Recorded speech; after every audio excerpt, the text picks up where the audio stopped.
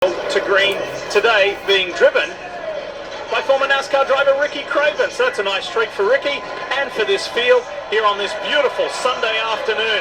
It's the Mobil 1 301 here in New Hampshire with a lot on the line as we now begin the round of 12 with an all Penske front row. Laguna leads the field to green. Let's go! Hamlin ducks out, looks on the inside of Alex Bowman. Josh Berry in that 21 pushes his way to second. He was brilliant in qualifying yesterday. And on the inside is William Byron. He could be a quiet achiever. He could be the sneaky one here today in Loudon.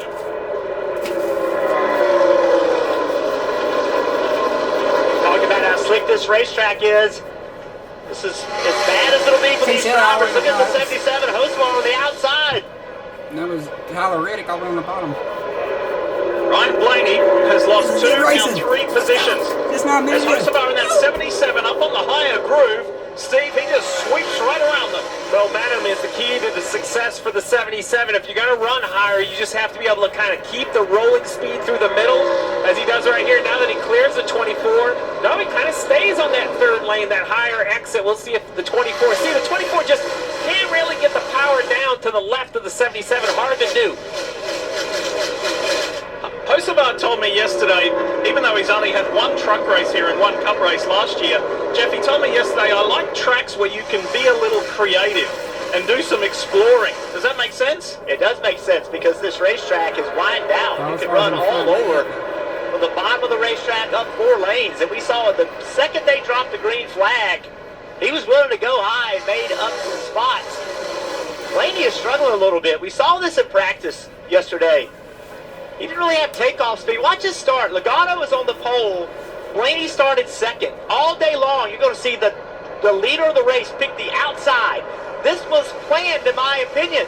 They thought this would work out best for all of them. But watch Blaney right here. He goes to the top, loses grip, and then loses all of his momentum. And now he just lost spots more and more, and he's all the way back in the 7th spot. Tell you, has made a pretty swift and productive start, and that is that jockey 88, the white car you see there, side by side with Ryan Blaney. That's Shane Van Gisbergen. 10th is now 6/7th early on. Impressive for the driver of the 88 SVG.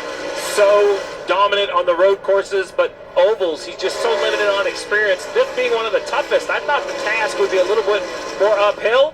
But he's really showing just his experience on these ovals are improving. But and here he is battling with Blaney. Loudon's actually a pretty easy track. And remember, in the playoffs until last week at Bristol, and he told the team and the media afterwards, how to roll through the center of the corner real quick. It's really you make up your time in the corner. Really on corner entry and in the middle of the corner. It's not so much the exit and straightaways. It's really, you got to really stay in the throttle here. You got to know how to work the throttle. Never hardly use the brakes. Just making the you got to know how to use the throttle without using the brakes. A lot of guys had trouble and the strategy got away from the 88, but a lot learned. And what I love is just his respect for the talent of the other drivers on these ovals. He knows how tough it's going to be as Blaney now settles in. Jeff, you said it, I was thinking it.